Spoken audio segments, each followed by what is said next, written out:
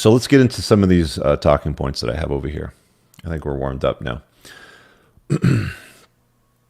Your circle of influence is going to dictate your successes. I think it's fundamental for dudes to understand that if you're going to surround yourself with negative, whiny losers, you surround yourself with 5 negative, whiny losers, you're going to be the 6th. There is no two ways about it. If you're allowing these people into your life, again, I've talked about this many, many times. Jack Donovan's written some great books about masculinity, tribalism. The Way of Men is a good starting point. You need to define your tribe. You draw a perimeter around it, and you have an us versus them strategy. You only let people in to your inner circle that have earned it, that are deserving of that placement. Far too many guys let these losers into their inner circle that influence them in a negative way. And they think sometimes that it's not going to have any influence. I'll give you a good example. There was this guy that I traveled in circles with, I'm going to say late 20s, early 30s.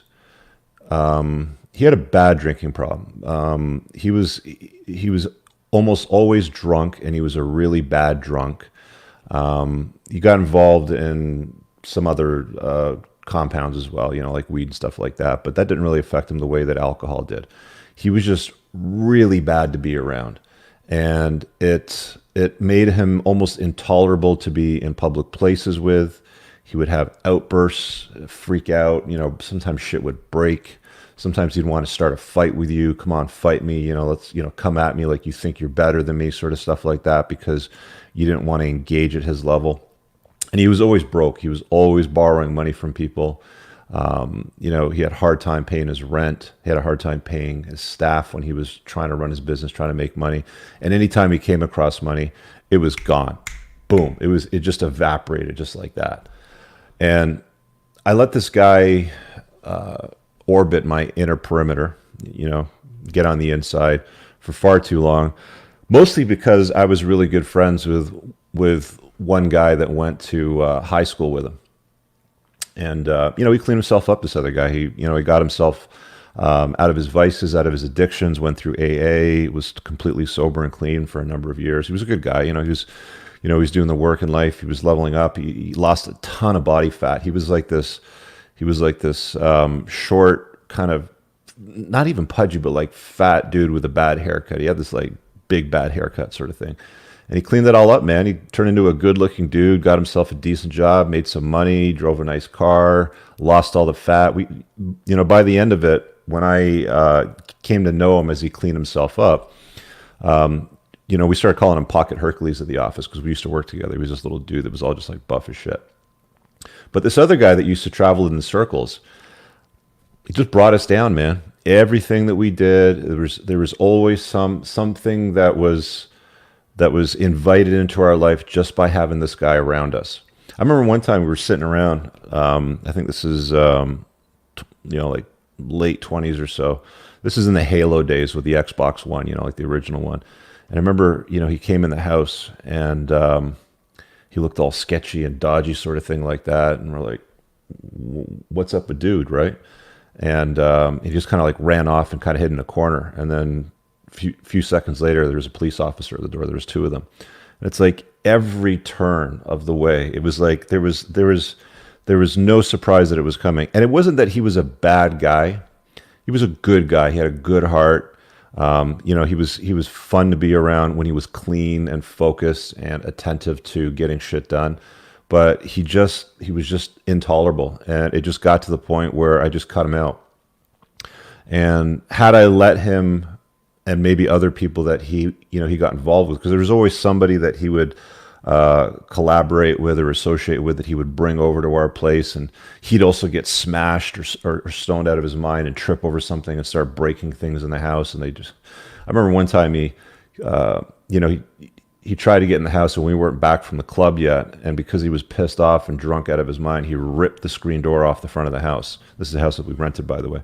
He ripped the screen door off the front of the house and just kind of left it hanging there. If you allow these people into your life, and I've done this, if you allow these people into your life, they're going to hold you back. I've said this before. We have people that are sails that will fill our sails with wind and air and drive us forward. And we have people that are anchors, and anchors hold you back. And it's funny that I keep mentioning this because I keep watching so many sailing videos on YouTube now. But you got to cut those anchors loose, man. You know, they hold you back. You can only permit people into your life. And the sooner that you learn this lesson, honestly, I wish I learned this lesson in my 20s because it would have saved me a lot of time and a lot of stupid choices and decisions, spending time with or surrounding myself with people that, you know, didn't have that didn't want to level up, that didn't want me to level up, that didn't want to level up themselves. They just wanted to be mediocre. And that's fine. There's people like that. But once you identify them, you got to let them go. You have to cut them loose. There's no two ways about it. And that might mean that you're going to have to cut loose, you know, friends that you were, you know, hanging out with in high school for the longest time. You know, the good friend of mine that was clean, that had to separate himself from this guy, really struggled with it because he was good friends with him throughout the high school and they had a lot of history together and all that sort of stuff. You have to be able to do that, man. When people do that to you, and they really let you down in that sense, you got to let them go. And there should be nothing that is off the table. You know, if I'm being honest. When I was in my, I want to say, second or third year running my debt business in my early 30s, I ended up getting into a serious problem with ultimately what was my best friend of 25, 30 years or, something like that at that point. I think it was 25 years. And, he was living in my house. I actually rescued this guy from his shitty relationship with a single mommy. I remember his mom called me from the States to beg me to have him stay there, and I was okay with that because he was a good friend of mine. He was, he was there for me, but he just went down this shitty path of greed, man, and started collaborating with really, really bad guys that got heavily involved in cocaine, really bad drugs and stuff like that, and it was all about money, and the friendship took a back seat. It used to be bros all the time, my brother. And I ended up having to sue the guy and cut him loose. And the stupid thing was he deserved everything that he got. And then after all of that, dude had the balls to come at me later on and maybe we can patch this up and water under the bridge. We'll just forget the salt. No, you got to ghost people like that. They are done. Once somebody shows you who they really are, it's incumbent upon you to let them go, to cut those assholes loose from your life. They're out there.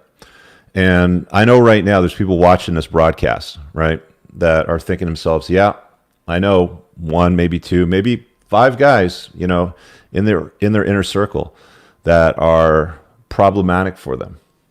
You got to cut those guys loose, man. Got to cut them loose. Your circle of influence is always going to dictate the limits to your success. The more that I surrounded myself with focused, intentional, good people, which didn't really happen until my 30s, my life improved significantly. Leaps and bounds. I stopped allowing loser women into my life. I stopped allowing loser friends into my life. I stopped getting involved with people that I should never be involved with, that are tremendously problematic for guys being successful. Like I always say, guys, it's incumbent upon you as a man. You have the burden of performance.